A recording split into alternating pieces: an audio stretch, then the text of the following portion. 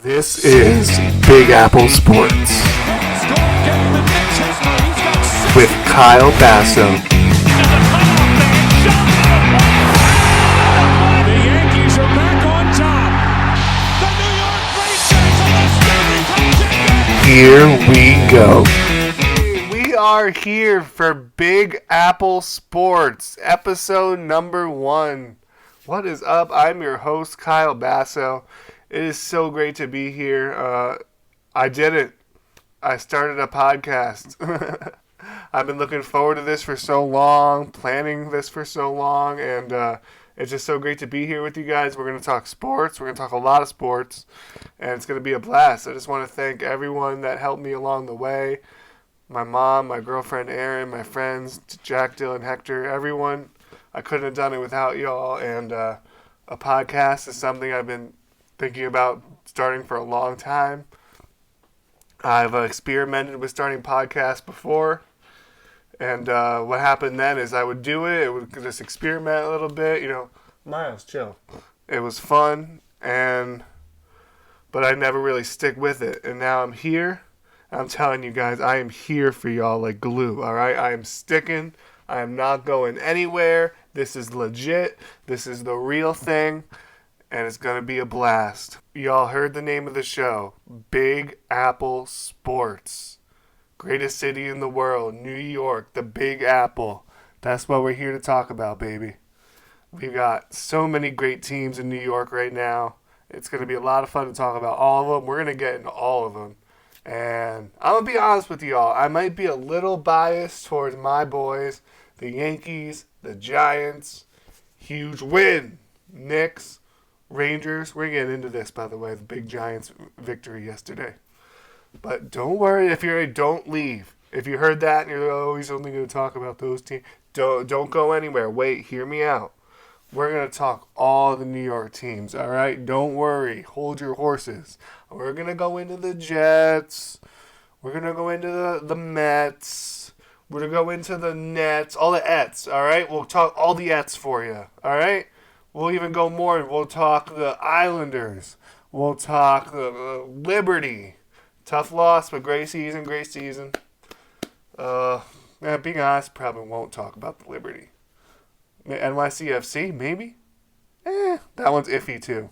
But the core four sports, the baseball, basketball, football, hockey, we're going to get really into that, all right?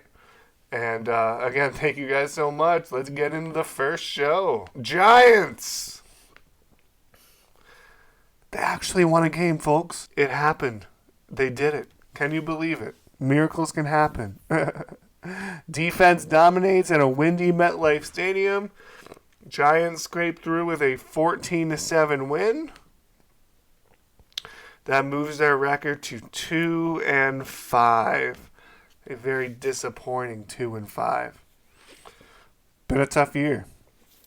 I'd say last year, not last year, so far this year, it's been really tough to watch. I think last game was the first time they scored a touchdown in the first half all year. Correct me if I'm wrong on that, but wow. It's crazy. Right? The offense has just been so dead. Saquon was out, and now he's back. And that's why I want to argue this, people, all right?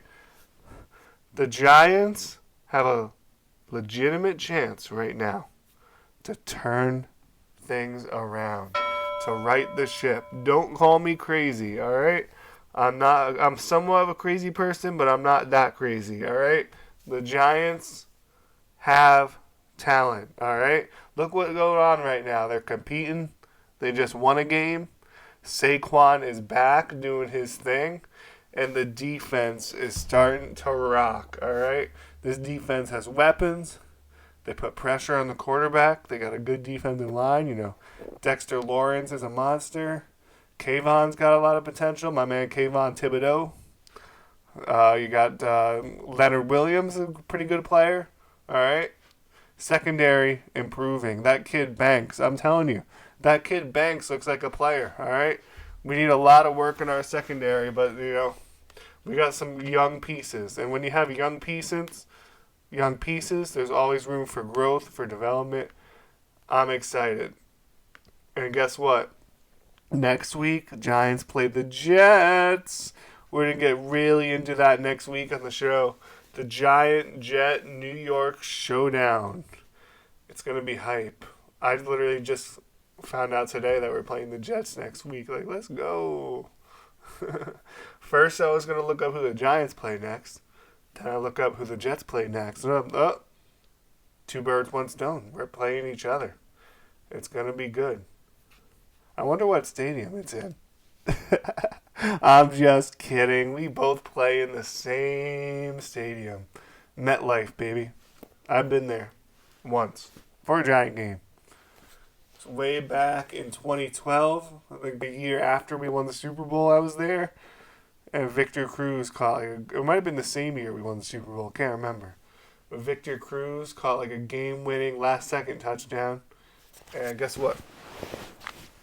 I'm repping his jersey right now. Hey, do the Giants have a bright future looking forward? I'm going to take you through their upcoming schedule really quick. Next week, Jets. I would say, you know what? Yeah, I'm going to have to say that's a loss. The Jets look pretty good. All right? The week after, Raiders. I'm going to say that's a win. The week after, Cowboys. I think we get revenge after the embarrassing loss last time. I'm going to give that a win. Call me crazy. Next week after that, Commanders. How about another win? Next week after that, the Patriots, who look pretty bad this year. They just beat the Bills. But I don't believe in them at all. I'm going to give that a win. And that's all the games leading up to the bye. Then we play the Packers after the bye. But if you look at all these games before the bye, where the schedule is much weaker, I'm giving the Jets game a loss, which we could actually win. And that might even out with the Cowboys, who, of course, have a good chance of beating us. So that might even out either way. So we can just take that as I put it. So that's 0-1, 1-1, 2-1, 3-1, 4-1. The Giants have a legit chance of winning 4 of the next 5 games, okay?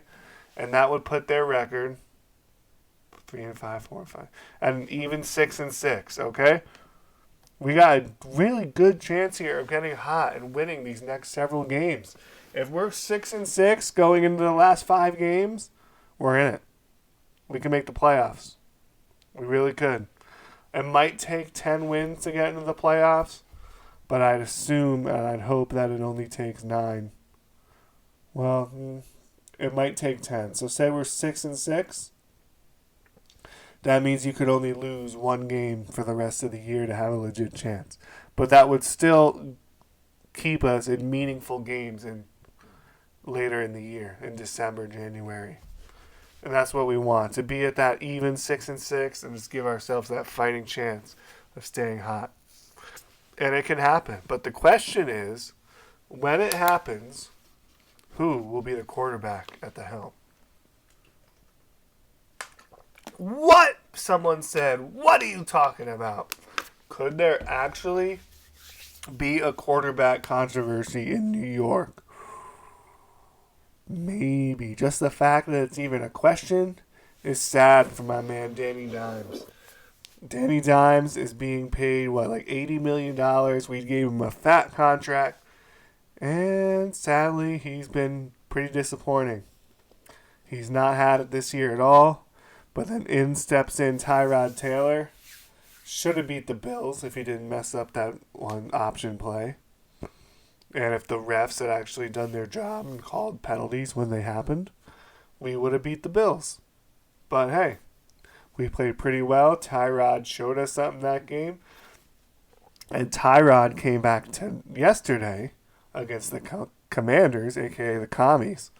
And he looked awesome. I know we only scored 14 points, but that's just the game that it was. It was a defensive game. It was extremely windy at MetLife. So anyone who was outside knows how windy it was yesterday. Graham Goodell literally missed a 41-yard field goal in the first quarter. And the announcers were saying that the wind was blowing like side to side. So it wasn't just field goals. The wind was affecting throws like a lot. And Sam Howell, Tyrod Taylor aren't superstar quarterbacks to begin with. So There's just a lot of circumstances going on that led it to be a defensive game. But Tyrod, within that kind of game, still looked really good. Let me get the numbers. That he threw for almost 300 yards, no interceptions, 18 of 29, 279 yards, and 2 touchdowns. He almost threw 300 yards. He was extremely efficient with his completions. He threw 2 touchdown passes. And if you watch the game, I watched a good amount of the game, you could see that Tyrod was looking very, very competent on his deep balls. Daniel Jones has not had the confidence to stay in the pocket, step up, and throw a deep ball, all right? The line was just doing terrible, so he would just scramble and be really wild and turn the ball over. But Tyrod, the line, I'll give the line credit too, starting to look a little better. Not great, but a little better. Tyrod, either way, he's more comfortable under pressure than Danny, it seems like. He'll stay in the pocket for as long as he can, let the receivers get downfield, and Tyrod is opening up a more deep passing attack than we ever had before with Daniel. You saw it on several deep throws to the very speedy and exciting, lots of potential Jalen Hyatt. He connected several deep balls to him. He connected with Slayton on a few. And it was really nice to see the Giants actually establish somewhat of a deep passing attack. Are they better with Tyrod Taylor quarterback? I don't know. It's hard to say. I don't want to be the one to say that, but it's interesting. But most likely they are going to go back to Jones. They're paying Jones a lot of money. Now, should you have to go back to Jones just because he's the one making the big bucks? Yes. Psych, no, it should not matter, okay? Literally, if you're a coach, shout out to my man Brian Dable, you've got to put out the best quarterback that you can to win the game. That's all that matters. You can't just try and have the GM back his Joe Shane back his contract, being like, we have to prove it was a good contract, so it has to be him. No. If you think Tyrod is better, it's not for me to decide if Tyrod's better. If the experts, the football experts, Brian Dable and his crew, think Tyrod is a better quarterback, then you have to start him. I don't care what anyone says about the money, all right? I really don't. If you think Tyrod's better, if you think Tyrod gives you a better chance to win, that's what matters. If Tyrod gives you a better chance to win, then he's your quarterback. All right? Is it going to happen, though? No. Because I think they want to see more out of Jones to really know for sure, to decide that he's not the guy. We've seen him step up in big moments. He's been a big moment quarterback. And I think they want to see more out of him before they completely give up on him. And I'll admit, the contract is a role in that. If you really think Tyrod's better, play him. But other than that, if you still believe in Jones, he's the one making the big bucks. He's the one that's supposed to lead your team. Just the fact that this is even a conversation and a debate is kind of sad for Jones right now. But if he's healthy, and only if he's 1,000% healthy, he will be given another chance. I pretty much guarantee that he will. And he probably deserves another chance. So, looking forward to some Giants-Jets next week. Let's get it. We're going to talk some MLB playoffs in a bit. All right? I really have a problem with how people are talking about the new format. We're going to get into that in a little bit. Can everyone please chill about having such a problem with the new MLB playoff format? Oh, too many days off, it makes the good teams rusty. That's why all the good teams lost. People, alright, I don't want to get too much into it now because we're going to have Jack on later and get more into it then, okay? But literally, having to play less teams, having more days off to get your guys rest after a long season and to set up the pitching the way you want it. And again, having it get to skip a round of the playoffs to keep your guys fresh and to have to win less games, have to play less teams to get to the World Series. How is that a bad thing? All right, that is a wonderful thing. Okay? People are ridiculous, man. We're going to get into it more later. All right? Like, literally, like, could you imagine a football team complaining that they had to rest for 2 weeks instead of playing wild card weekend? Give me a break. But let's get into the current state of affairs in the MLB playoffs. We got Game 7 tonight. Let's go. It all comes down to this. One game, do or die for all the marbles. It's the Astros, it's the Rangers. Live from Houston, 8:03 tonight. FS1 or maybe Fox. I think it's an FS1 vehicle, and it's gonna be great. I recommend you check out the pregame at 7:30 with Poppy and KB and A Rod and DJ. Fire pregame show. Poppy will always make you laugh. A Rod is always really chill, and Jeter's a little more quiet. But then the dynamic really fits well between them. They're all good. It's like inside the NBA quality level crew. And we also got a great pitching matchup. You got Christian Javier, who's nasty in the playoffs, really nasty. He's got like a 1-something ERA in the playoffs against Mad Max Scherzer. No. Max was rocked last time out. He looked terrible. He hadn't pitched in months. He looked very rusty. However, as much as Rangers fans everywhere are holding their breath right now, I don't think you can give up on Mad Max Scherzer. He's getting old, maybe declining a little bit. I know, but you know he's got the stuff. He's got the stuff. He's Max Scherzer, okay? Look at what he's done even in the last couple of years. I don't think you can lose that overnight if he's healthy. And if he looks bad again, Bruce Bochy would take him out really early. Like maybe second, third inning, he'd take him out, all right? It's Game 7. I love the unpredictability of a Game 7, all right? He's going to have a very, very short leash. If he looks a little wild, walks a couple batters, it's already like 2-0, he's gone. He's gone. And I know Rangers fans maybe don't even want him to start, but I'm telling you, Rangers fans, don't give up on Max Scherzer. I actually really think that because he got that first start in, and you got through that first start, that he's going to shake off a bunch of that rust. A bunch of that rust he's gotten done with.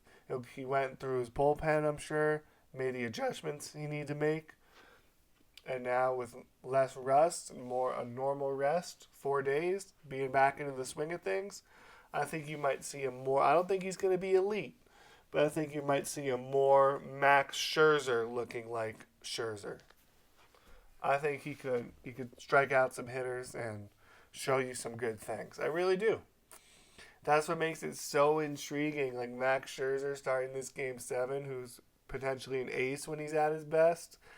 I'm so intrigued to see how he's gonna do. Like I'm so freaking excited for this game. All right, I can't wait. And Christian Javier, kind of the opposite problem, bad regular season, continues to be disgusting in the playoffs like he is every year. These are the playoff stats. So in one start, Max Scherzer 0-1, ERA comes out to 11.25. Yikes. He struck out 4 hitters. Christian Javier in 2 postseasons, I believe 2. 2-0, 1.69 and 12 Ks. And his career postseason stats, pretty much just... Let me get his career postseason stats for you. Career postseason, 6-1, 2.08, 60 strikeouts in 43 innings. Christian Javier is one of those big game pitchers. All right? He is an elite, big-time pitcher. And Max, on the other hand, has struggled in the postseason the last couple of years. He got rocked last year with the Mets. But hey, you gotta love... Sorry, Miles. You gotta love the unpredictability of baseball. We really don't know what's going to happen. We really don't. And it's going to make it so fun to watch. I can't wait. Fuck Altuve. It's a podcast. I could swear. Oh, I've always wanted to say that on air. I can't swear in my radio show, but hey, podcast, bitch. What? Uh, Astros, they got a good team though. I mean, you got Doctor Smooth at left field. He's actually made a. He's not known for his fielding, but he's made a lot of good diving plays in the field. You know, I'm talking about Michael Brantley. Yankees, if I ever become famous and you ever hear this podcast, please sign Michael Brantley. He's the perfect profile of a player we need in every way. We need a left fielder. He's a left fielder. We need contact hitting. He's a contact hitter. He literally is a consistent contact hitter, even at his age. We can get him for a cheap price. He doesn't strike out. He laces the ball. He is an old school contact hitter. He's exactly what we need at the position we need for a reasonable price. Sign Dr. Smooth. I didn't even get to the fact that we need lefty bats. Michael Brantley is a lefty, everybody. He is everything we need. Lefty bat, left field, contact. What? Sign Dr. Smooth. It would be a smooth signing to sign the doctor, Dr. Smooth. What's with this Dr. Smooth nonsense, you ask? Play MLB The Show. Then you'll know. I will smoke you if you want to play me in MLB The Show. Michael Brantley is my best hitter. All right? A surprising choice for best hitter out of all the people that could be my best hitter. All right? Julio's not my best hitter. He did get a walk-off for me last night, though. Vlad Jr.'s not my best hitter.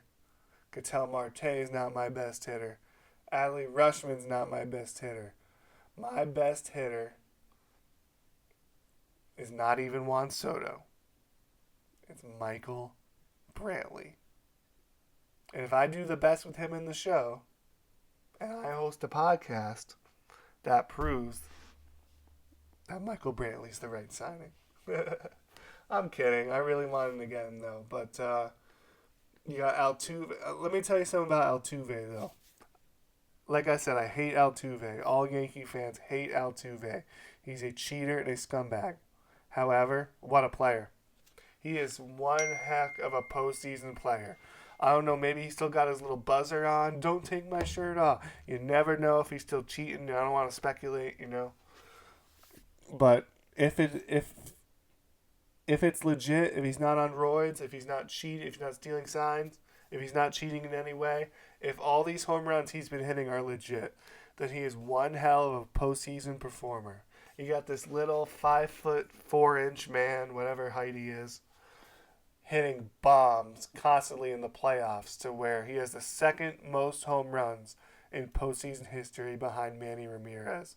After the whole brawl in Game 5 where the benches cleared, people were ejected, Dusty Baker was pissed because he lost his really good pitcher, and it looked like it completely screwed the Astros, Abreu being thrown out. Altuve steps up and hits that huge 3-run home run to bring the Astros back, and he continues to step up time and time again.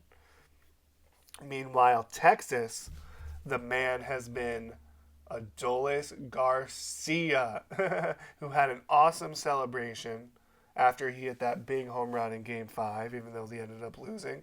And I know that's probably what sparked the whole brawl. It definitely seemed like Abreu hit him on purpose, in my opinion. But at the same time, I don't think his celebration was over the top. I think he had the perfect balance of like living in the moment, because that moment gave me chills. It was such a great moment with the bat spike. As a fan, how could you not love that? I really, really loved it. And I don't think it was like, oh, he didn't show up the pitcher. I think he was literally looking at the crowd when he did it. It wasn't over the top. It wasn't cocky. He was just excited in the moment. So it was kind of ridiculous of Abreu to hit him, because it was not an over-the-top celebration. But he's been the guy for Texas, because guess what he did in Game 6? Grand salami! Like, he is such a great hitter. What a steal from the Rangers. I heard Smoltz was saying that the Rangers literally got him after Another team let him go. I forget which team, but they literally got him like for free. What a pickup! He's now one of the game's elite power hitters. That grand slam was just roped, line drive. It was like a Stanton home run. Yeah, he's been so clutch with his power for Texas, and they also added a couple chip shots, home runs. They'll take it. A home run is a home run from Jonah Heim and Mitch Garver. They're like both catchers tandem that Garver now DHs, so they can play them both. They got some hell of a lineup. Josh Young, Simeon, Corey Seager, the superstar. They're loaded.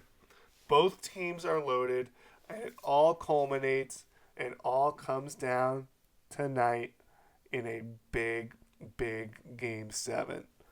All right, so that's your latest on baseball until I argue with Jack, bring out my inner Stephen A on the BS playoff format argument. And we're going to stick with baseball and talk some Yankees. So I love all my teams a lot, but I don't think there might be a team I love more than the New York Yankees. I literally bleed navy blue and white. All right, I love the Yankees so, so much.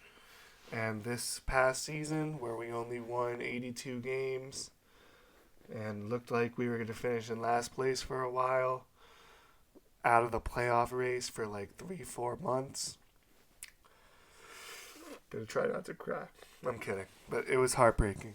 It was really a heartbreaking season. And Hal Steinbrenner and Cashman both said it was unacceptable and there's going to be a, quote, audit. I don't know what the heck an audit means, but they're going to have an audit, whatever that means.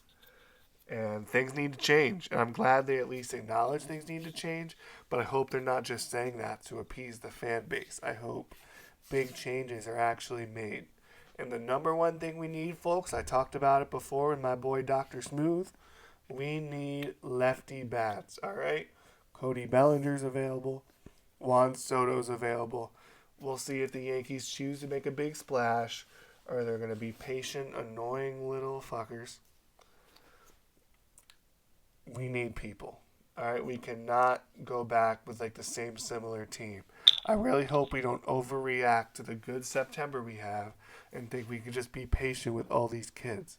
We have some kids that are really promising. I say maybe give Austin Wells a run at catcher for a year. Why not? We see what Mr. Chicken Parm has in store. Him and Volpe with the Chicken Parm, so I call Wells Chicken Parm. And I'm excited about Volpe year 2 too. I think he showed a lot of good things. I think next year he maybe be a little more consistent and get his batting average up while keeping the same power, stolen bases, and defense that he showed us. All right? There's so many reasons to be excited about Volpe and that we should keep Volpe and that we should consider his rookie year success despite his low average, okay? First off, his defense at short, which is a very hard position to have good defense in, was phenomenal. For a kid to play that good at defense at short, it was such a joy to see, okay? His power, over 20 homers, so good for a rookie.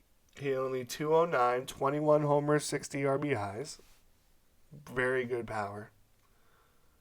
And stolen bases, he had 24, which is pretty good for a rookie. He'll get that up too. He's going to be like Ronald Acuna Jr. stealing 40 bases.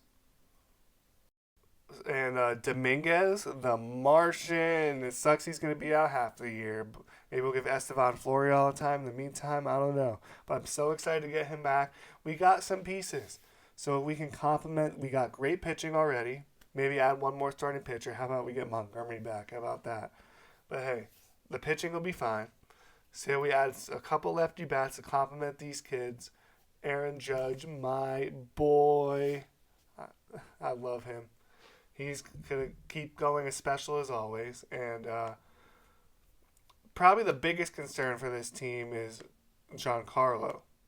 DJ looked like he was better once he finally got healthy. I think DJ, he's a little bit of a concern. He's shown some decline, but Giancarlo is the biggest problem of this team. This team needs Giancarlo to be the 40, 50 home run superstar threat he is. He just hit 191 with 24 homers. in only 100 games. Unacceptable. He needs to stay healthy. He needs to hit for way higher of an average. He's owed so much money. He needs to be way better. And with all the money we're paying him, we're going to have no choice but to give him another chance, even though he looks pretty bad right now. So I hope things turn around. But hey, it's right there in front of us. Even though Boone's coming back, got mixed feelings about that. I'm okay with it, though. The problem is the players. Stop blaming it on the coaches. It's such a fan reaction. If anything, it'd be nice to have a new GM that does a better job bringing in players. But hey, let's see if Cashman learns from his mistakes. Let's bring in some better players. Let's come back. Let's win. Let's make the playoffs next year. We'll be back with Jack for some baseball debates. Welcome back to the podcast. Introducing our first ever guest on the show, an absolute legend, former varsity ace, 8th grade basketball champion, Jack Ware joins the show. Jack, I'm honored and privileged to have you as the first ever guest. How are you doing, my man? Doing pretty good. Thanks for having me, Basso. Of course, I mean, it's all well and good, but at the same time, I got a bone to pick with you, my friend. Oh, I've been wanting to get this out for so long. You keep trying to tell me that the playoffs are causing rust to the top teams because they have too many days off. BS, bro. Let me tell you something, all right? The Dodgers, the Braves, and the Orioles all won 100 games, but they lost because their teams were flawed. All right. They did not have enough pitching. The Dodgers, with all their injuries and such, did not have even close to the amount of pitching you need for a playoff series. The Orioles had like no big names on their pitching whatsoever. All right. And the Braves had solid pitchers, but guess what? They still choked. And if you're playing a team in a 5-game series where you've got plenty of chances to win, to fight through adversity, and you choke like that, you did not deserve to win. You ask any of the legends of the game, Derek Jeter, Poppy, anyone, they'll say if we didn't do our job, if we didn't score enough runs, then we didn't deserve to lose the game. Yeah, is rust a thing? Of course rust is a thing. It'll take you out of your rhythm, sure. But still, these are billion-dollar organizations, okay? There's all sorts of genius minds, like literally teams have been consulting like health and sleep experts is becoming that advanced. All right. They can find a way to keep themselves sharp. We live in a Time out. No excuses sport. Time no out. excuses. No excuses. You brought up the pitching, and that was the reason that each of the teams lost who won 100 games during the regular season. But Pitching is everything in the playoffs. It's everything. not the pitching that the layoff affects. It's the offense. The offensive players don't have their reps when they have 5 days off. That's the longest layoff they've had since the season started in April. So it's not consistent with the regular season format. So it dilutes the importance of the results in the playoffs because these guys don't get their reps in and they're not in a rhythm like the teams who just came off the wild card series. If you don't have enough pitching to make up for your lack of offense, then you're a flawed team. Like, look, the teams with but good pitchers. If your entire offense is in a funk because you just had 5 days off, you're not going to be able to score enough runs, even if your pitching is flawed. Jack. There are plenty of red hot hitters in the playoffs. All the things that matter in the playoffs is pitching. Look at the Phillies. Zach Wheeler and Aaron Nola. Money. They outpitched the Braves. They outplayed the Braves. Dodgers. They were playing the D-backs, all right? The D-backs are full of underrated good pitchers like Zach Gallen and the guy that's pitching tonight, Pafat or whatever the heck his name is, all right? Good pitching is everything in the playoffs. Why were those guys able to have success against the vaunted lineups? Because they're all slumping because they're too rusty. Well, exactly. Hey, we live in the most advanced era ever, all right? You got batting practice, you got scrimmages, you got practices. There can be anything to keep the players sharp at game speed. If you ask any hitters, like I slumped, like Mookie Betts, I'm sure he said that he slumped because he didn't play well enough. All right, rust is rust, and I'm sure there's some people that love to make excuses, but okay, like it's not perfect. It's not perfect, but at the same time, I love the playoff format. Like upsets, Does anyone, like, all these people complaining, bro? Like, has anyone not even seen March Madness? Upsets are the beauty of sports, my friend. They're amazing. And this format, which is literally like 2 teams get a bye, 12 teams, that's literally the same exact format as football from when we grew up as kids. It's great. We get so many more teams, so many more rounds. The buys, it rewards the top teams, but now people are trying to say it punishes the top teams. And it's like, come on, could you imagine a football team blaming their losing on rust because they had to sit for 2 weeks and not? What do you think they'd complain that they didn't Well, have to football is play a completely wild different sport because card the rest weekend? is still more similar to what they do during the regular season. But now the baseball playoff format completely drifts away from what the players are used to.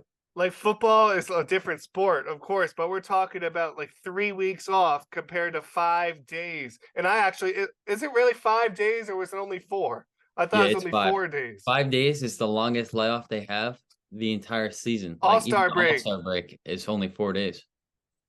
All right, so the regular season ended on Sunday, and the wild card series started. Monday, Tuesday, Wednesday, Thursday, Friday. They played on Friday, though, right? No. They didn't play Friday. All right, they could just change that then. You could just start on Friday. Then it's more reasonable. Yeah, Even that's another thing. Like, I think we could both agree that it's a bit flawed and they could make some changes to the format. So like what kind of changes would you want to make it more even for the teams who have the bye? All right. Well, first out, literally heads that be complaining that they want to revamp the entire format is lunacy. I love how there's more teams. I love how there's more upsets. Upsets are fun. All right. So don't reduce the teams, any of that nonsense. All right. All you have to do is get rid of the 2 off days, but punish the wild card team by making them play the very next day on Monday. And then Monday through Wednesday, and then the ALDS starts Thursday. Then that's only 3 days off. Yeah. Because then the layoff is an actual advantage and the pitching of that wild card teams is like totally handicapped. Yeah, but I'm telling you, bro, those teams did not lose because of rust. I'm telling you, all right? They got outplayed, and plus people can stop complaining. Upsets are the beauty of sports, all right? Come on, their opponents played better. That's all I Another have to thing say they about could it. do is add 8 teams to the playoffs instead of 6, and then just have everyone play in the first round. Add even more teams, wouldn't that make it worse? Nah, because then you don't have teams sitting with a layoff and they get to play a pretty low ranked team in the first round instead of going up against a wild card team. Interesting. Oh, one more thing that they actually got to change. Sidebar. So the format doesn't reseed after the wild card round. So you get teams who have to play the top wild card team when they, for example, like the I like Twins that, though. here. I like The that. Twins shouldn't have gotten to play the Astros. I like that, though, Twins had because the worst record. I think the Twins should go against the team with the best record coming out of the wild card I round. kind of like it because it makes it more interesting and more like random. Like it's like makes it easier to fill out a bracket online. Like it makes it like a nice fixed bracket. I kind of like it. Yeah, I don't really like the fixed bracket. I like the way the NFL does it, where it will reseed after the round is over. Yeah, I think the reason they do it is to make sure that a division winner has to play a wild card team in the next round. I think. I Yeah, think I read that, but yeah, that is what it is. But anyway, you ask any owner in all of sports if they want to have to play an extra round, if they have to play more games, they have to get to the World Series. They all want the bye, bro. They actually, the could, owners might say yes because they get more money hosting more games. we could change the format, but you could not get rid of the bye. The bye allows the best teams to set their pitching. The bye lets them play less games to have to get to the World Series. It's giving you a mathematical better chance to win, and people are saying it hurts them. Give me a break. These are like I said, billion-dollar organizations. They can find ways to stay sharp. All right, figure it out. It's not that hard. Yeah, I guess. Okay. But since the introduction of the format, wildcard teams are winning a much higher percentage of series than in previous years. Like, let me ask everyone, what about the Astros, huh? How they won the last 2 years? How'd the Yankees win last year? Were they too rusty? No, because no excuses for those teams. Yeah, I suppose. Yeah, But the so statistics show that wildcard teams are having much more success since the introduction of this format. So yeah, I think you not got to look at something to mitigate that. Yeah, well, not for actual well-built teams like the Rangers and Astros. They ain't making any excuses. So you want to get into the well, first, who do you like in tonight's game? Phillies D-backs, Game 7, and who would you like in the World Series? Tonight, I think the Phillies are going to win. You think the Phillies are going to win? Suarez, best postseason ERA in MLB history, minimum 5 starts. Oh, word? So he's clutch. I think he'll show up tonight. Yeah. And then for the actual World Series, if it is Phillies, Rangers, I think I have to go with the Rangers. So you pick Phillies, Rangers, and you would pick the Rangers? Yeah. How I think many? the Rangers have a better staff. And obviously, they have a better offense, I would say. How many games? 6 games. Jack, next. Do you want to do a position by position breakdown of all the teams? This was your idea. Great idea, by the way. You said you wanted to do it for the World Series? Yeah, like a World Series preview. So we could do it for, Because since we're recording before Game 7, we don't know the matchup yet. So we'll go through D-backs Rangers and then Phillies Rangers. Well, I think you sent me lineups. What was that for? Yeah, I could go through each one and we'll read it off and then pick who has the advantage at each position. And then we'll also go through the bullpen. All right, and here's like the starting staff as a collective. I see one problem here, sir. This is one interesting problem here. You sent me Rangers, Diamondbacks. What are the odds that actually ends up being the matchup? I guess technically 50-50, but come on, Phils are going to win tonight, buddy. Seems like you're nervous. Seems like you sending me the Diamondbacks with the Rangers lineup. You're nervous. You think your boys are going to lose. That's what it seems like. The evidence is right here, folks. I could see the Phillies losing today. Yeah, it seems like Fat pitched really well last time. Yeah, it seems like you're expecting it with these lineups you sent me. Yeah, but you see, I don't have room to pull up all 3 on my screen, so I couldn't send you all 3 at once. All right, that's gonna do it for us, Jack. Thanks so much for coming on the show. It was a great first episode, and I'm excited to keep watching the baseball and keep following it. Go Rangers! You rooting for the Rangers in the World Series, Basso? Come on. Hell yeah! Go Rangers! I respect it, honestly. Yeah, I mean, I kind of like the Phillies, but it's not only because my dad had his friend with the Rangers and he got me on the field as a kid and all that. But I don't think that might be a part of the reason. But I always just kind of like the Rangers. Plus the way they're kind of like scrappy underdogs in playoffs. It's pretty cool. They're a good squad. So go Rangers. Yeah, they've never won a World Series before. Oh, I forgot about that. Thank you. That's a great point. I love this. They're like one of 5 teams who have never won one. I love to see the underdogs that never won win their first World Series. So go Rangers. Come back on the show in the future, Jack. We got lots more baseball to talk about. We got lots more sports to talk about. Yep.